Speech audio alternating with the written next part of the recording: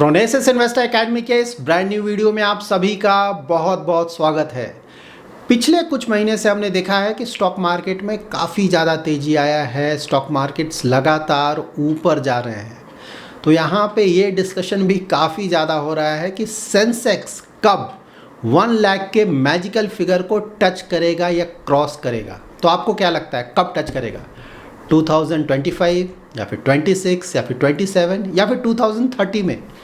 और यहाँ पे कुछ ऐसे लोग भी होंगे जिन्हें लगेगा कि नहीं, ये तो कभी 1 लाख टच ही नहीं करेगा। यस, इस तरह के भी लोग हैं। शायद आप उन लोगों से नहीं मिले हैं, बट ऐसे लोग हैं। साथ ही कुछ ऐसे लोग भी आपको मिलेंगे जो कि बोलेंगे कि 1 लाख तो शायद नेक्स्ट ईयर ही टच कर जाए। सो इस वीडियो में हम डिटेल में जानेंगे कि 1 लाख का जो मैजिकल फिगर है हम कब एक्सपेक्ट कर सकते हैं कि सेंसेक्स से टच करेगा या क्रॉस करेगा। इस वीडियो को वॉच करते वक्त आपको लगता है कि कहीं भी कोई वैल्यू एडिशन हो रहा है तो इस वीडियो को जरूर लाइक करें। और अगर आप चैनल में पहली बार आए हैं या फिर आपने इस चैनल को सब्सक्राइब नहीं किया है तो जरूर सब्सक्राइब करें।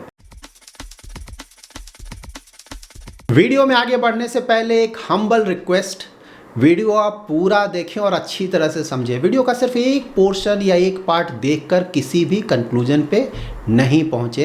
इनफैक्ट वीडियो में आगे मैं आपको ये भी बताऊंगा कि 1 लाख तो ऑफकोर्स हम क्रॉस करेंगे, दैट इज सेंसेक्स क्रॉस करेगा, लेकिन साथ ही सेंसेक्स 2 लाख का फिगर, दैट इज 2 लाख का फिगर कब क्रॉस करेगा, हम ये भी जानने की कोशिश करेंगे। सेंसेक्स के फ्यूचर परफॉर्मेंस को समझने के लिए हमें ये जानना जरूरी है कि सेंसेक्स का पास्ट में परफॉर्मेंस कैसा रहा है। तो यहाँ पे क्या आपको पता है कि सेंसेक्स का बेस वैल्यू क्या रहा है? लाइक सेंसेक्स किस वैल्यू से स्टार्ट हुआ है? अभी तो सेंसेक्स 65,500 के आसपास ट्रेड कर रहा है, लेकिन स्टार्ट कहाँ से हुआ है? तो इसका बेस वैल्यू रहा है 100 और ये बेस वैल्यू रहा है एज ऑन 1 अप्रैल 1979 और इसका बेस ईयर रहा है 1978-79। तो सेंसेक्स 100 से स्टार्ट हुआ है और फिलहाल ये 65,500 के आसपास आ गया है। और इसे और अच्छी तरह से अगर आप समझना है तो हम डिफरेंट डेट्स पे सेंसेक्स का वैल्यू देखते हैं, तो इससे आपको काफ़ी आइडिया मिल जाएगा कि पास्ट में सेंसेक्स किस तरह का सेंसेक्स ने परफॉर्मेंस जनरेट किया है। सेंसेक्स का 1980 में क्लोज फिगर क्या था? 148। 1990 दैट इज उसके 10 साल के बाद क्लोजिंग फिगर क्या था? 1048। 2000 में क्लोजिंग फिगर क्या था? 3972। 2010 में 20,509। 2015 में 26,111। 2020 में 47,751 और 2022 में 60,841। ये एक रफ फिगर है, मतलब ईयर एंड के क्लोजिंग फिगर मैं बता रहा हूँ। तो इससे आपको पता चल गया हो गया कि सेंसेक्स का जर्नी कैसा रहा है। सो लॉन्ग टर्म में ये काफ़ी तेज़ी से ऊपर गया है। सो पास्ट का हमने जो फिगर देखा है उससे ये तो क्लियर है कि हाँ, पास्ट में तो सेंसेक्स लॉन्ग टर्म में काफ़ी तेज़ी से ऊपर गया है। यहाँ पे ऑफकोर्स बीच में कई बार ये नीचे भी गिरा है, फिर ऊपर गया है। ऐसा नहीं है कि ये लगातार ऊपर ही गया है, कई बार नीचे भी गिरा है, काफ़ी नीचे गिरा है और फिर ये ऊपर भी गया। इसीलिए हम बोलते हैं लॉन्ग टर्म। तो लॉन्ग टर्म में ओवरऑल जो ट्रेजेक्ट्री रहा है वो काफ़ी तेज़ी से ऊपर गया है सेंसेक्स। नाउ अगर हम जानना चाहें कि फ्यूचर में हम सेंसेक्स से किस तरह का परफॉर्मेंस एक्सपेक्ट कर सकते हैं, तो इसका पता लगाने का कुछ मेथड्स है, कुछ तरीके हैं। एक तरीका ये हो सकता है कि भाई पास्ट में लॉन्ग टर्म में जिस तरह का परफॉर्मेंस आया है उसी को हम एक्स्ट्रापोलेट कर दें। लाइक 13, 14, 15% के आसपास का जो रिटर्न आता है लॉन्ग टर्म में सेंसेक्स का, उसी तरह का रिटर्न हम आने वाले फ्यूचर में लॉन्ग टर्म में एक्सपेक्ट कर सकते हैं। एक तरीका ये हो गया। सेकंड तरीका हो सकता है कि ऐसा देखा गया है पास्ट में कि जो नॉमिनल जीडीपी होता है ना, उसी के आसपास सेंसेक्स का रिटर्न आता है। अगेन लॉन्ग टर्म, ऐसा नहीं कि ईयर ऑन ईयर ऐसा होगा। लॉन्ग टर्म में देखा गया है कि जनरली इस तरह का परफॉर्मेंस आता है। इसका मतलब जो जीडीपी फिगर हुआ, जिसे हम रियल जीडीपी बोलते हैं, प्लस इन्फ्लेशन का फिगर। तो फ्यूचर में हम क्या एक्सपेक्ट कर रहे हैं? जीडीपी का फिगर क्या होगा और इन्फ्लेशन का फिगर क्या होगा? आप क्या एक्सपेक्ट कर रहे हैं? तो जीडीपी का अगर आप फिगर देखें नेक्स्ट फ्यू ईयर्स, तो रफली हम 6 to 7% सेफली एक्सपेक्ट कर सकते हैं कि इस तरह के रेट से हम ग्रो करेंगे। अगर ज़्यादा ग्रो करें तो बहुत अच्छी बात है। तो ये रफली हम एक्सपेक्ट कर सकते हैं। इन्फ्लेशन का फिगर क्या होगा रफली नेक्स्ट फ्यू ईयर्स में? तो 4, 5, 6% इस तरह का ऑन एन एवरेज हम एक्सपेक्ट कर सकते हैं। सो अगर आप इन दोनों को मिला दें ताकि हमें ग्रॉस जीडीपी पता चले, तो ये जो फिगर होगा 6, 11, 10, 11, 12, 13 इस तरह का फिगर आएगा। तो सेफली अगर एक फिगर को सेलेक्ट किया जाए तो अबाउट 12% का फिगर हम एक्सपेक्ट कर सकते हैं कि अबाउट 12-13% का ग्रॉस जीडीपी आने वाले समय में देखने को मिलेगा। तो ये एक सेकंड आ गया।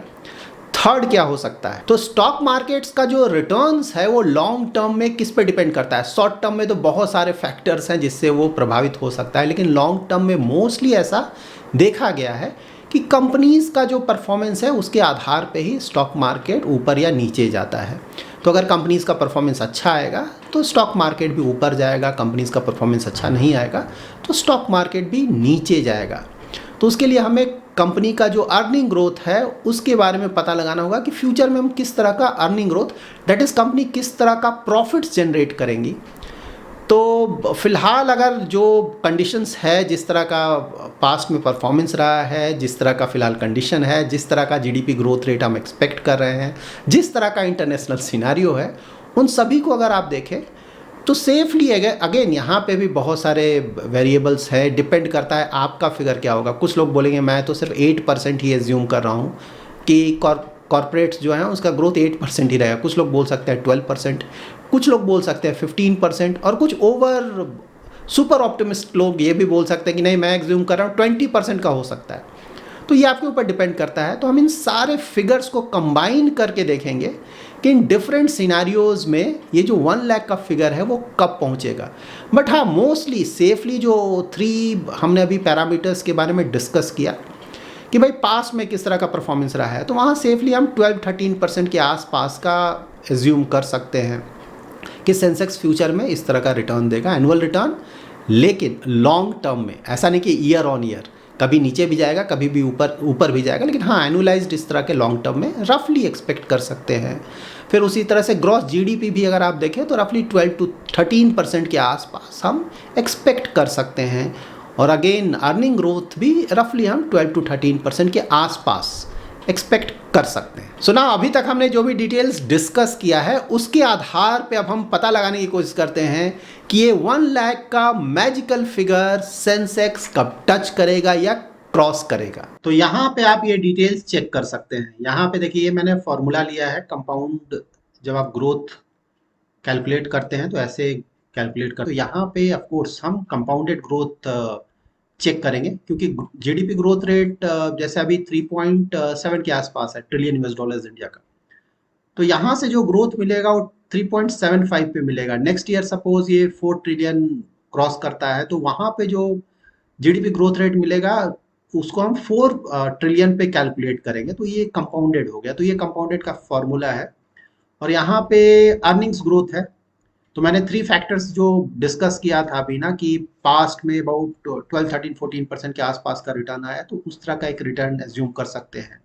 दूसरा हमने अर्निंग ग्रोथ देखा था कंपनीज का कि फ्यूचर में रफली डिपेंड्स आप कौन है, आपका थॉट प्रोसेस क्या, उसके आधार पे आप डिसाइड कर सकते हैं कि 8, 10, 15, 12 किस तरह का अर्निंग ग्रोथ होगा कंपनीज का फ्यूचर में। और थर्ड पॉइंट था कि भाई ग्रॉस जीडीपी किस तरह का रहेगा, क्योंकि रफली देखा गया है लॉन्ग टर्म में कि ग्रॉस जीडीपी जिस तरह का रहता है मार्केट्स का परफॉर्मेंस उसी तरह का रहता है लॉन्ग टर्म में रफली। तो ग्रॉस जीडीपी भी हमने देखा कि रफली अबाउट 12-13% के आसपास रहने का उम्मीद है। तो यहाँ पे मैंने अर्निंग ग्रोथ का फिगर ही लिया है। और थर्ड यहाँ पे सेंसेक्स, मतलब फ्यूचर में सेंसेक्स किस फिगर तक पहुंचेगा। तो ये जो भी फिगर मैंने कैलकुलेट किया है वो इस फॉर्मूला से कैलकुलेट किया है। तो यहाँ पे जो बेस फिगर मैंने लिया है दैट इज पी, वो है 65,000, क्योंकि करेंटली सेंसेक्स अबाउट 65,000 के आसपास है। आपको जैसे जैसे फिगर चेंज होगा सेंसेक्स का आप यहाँ पे चेंज कर सकते हैं। ये देखिए यहाँ पे मैंने नंबर ऑफ ईयर्स लिखा था, इससे पता चलेगा कि कितने सालों बाद सेंसेक्स 1 लाख का फिगर टच करेगा। और यहाँ पे मैंने ईयर लिखा है, दैट इज किस ईयर को सेंसेक्स 1 लाख का फिगर टच करेगा। तो अगर कोई पेसिमिस्ट है, मतलब इंडियन इकोनॉमी को लेकर या फिर स्टॉक मार्केट के रिटर्न्स को लेकर या फिर कंपनीज के ग्रोथ को लेकर, तो जनरली वो बोलेगा कि नहीं भाई मैं मानता हूँ कि 8% ही ग्रोथ रहेगा रफली अर्निंग ग्रोथ कंपनीज का, उससे ज़्यादा मुझे नहीं लगता है कंपनीज का ग्रोथ रहेगा। तो अगर आप 8% का अर्निंग ग्रोथ एज्यूम करते हैं तो दैट इज आर की जगह पे 8% आप इंसर्ट करेंगे। तो यहाँ पे सेंसेक्स ऑफ कोर्स यहाँ भी 1 लाख पहुंचेगा, लेकिन उसे पहुंचने में 6 ईयर्स का टाइम लग जाएगा। दैट इज अभी अब जुलाई में हम हैं, तो 2029 के मिड में रफली सेंसेक्स 1 लाख तक पहुंचेगा ना। दूसरा हो सकता है कोई ऑप्टिमिस्ट है लेकर कि नहीं कंपनीज का ग्रोथ तो बहुत अच्छा रहेगा, सेंसेक्स का ग्रोथ बहुत अच्छा रहेगा, तो ऑप्टिमिस्ट ये मान सकता है कि नहीं अर्निंग ग्रोथ जो है वो 15% का हम लेंगे नेक्स्ट फ्यू ईयर्स में। तो अगर आप 15% का एज्यूम करते हैं तो रफली ये 1 लाख का फिगर आप सिर्फ 3 ईयर्स में पहुंच जाएंगे। दैट इज मिड 2026 में आप पहुंच जाएंगे इस फिगर तक। और अगर कोई सुपर ऑप्टिमिस्ट है, उसे लगता है कि नहीं बस मार्केट ऊपर ही जाएगा, अर्निंग ग्रोथ बढ़ता ही जाएगा, सब कुछ पॉजिटिव होगा, तो वो मान सकता है कि नहीं मैं बोलूंगा अर्निंग ग्रोथ तो कंपनीज का 20% रहेगा। आप कुछ भी सोच सकते हैं। तो अगर किसी को ऐसा लगता है कि 20% का अर्निंग ग्रोथ रहेगा नेक्स्ट फ्यू ईयर्स में, तब तो 1 लाख का ये जो फिगर है सेंसेक्स का सिर्फ 2 ईयर्स में हम अचीव कर लेंगे। दैट इज मिड 2025 में ही हम अचीव कर लेंगे।